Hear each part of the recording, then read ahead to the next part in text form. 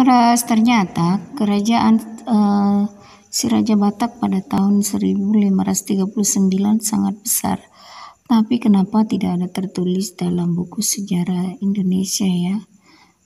Kebetulan untunglah ada internet, kita mendapatkan berita ini di dalam bukunya Fernão Mendes Pinto, penulis kerajaan Portugis pada tahun 1539 ketika bertugas di Malaka dengan Jenderal Faria ya.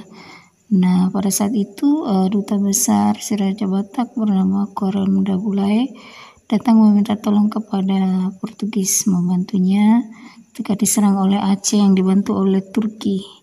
Nah, tentaranya si Raja Batak ini ada sekitar 15.000 yang terdiri dari orang Indragiri, Borneo, Luzon atau Filipina,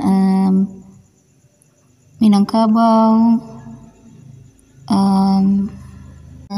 Buku ini di pasar internasional harganya sampai 99 juta rupiah.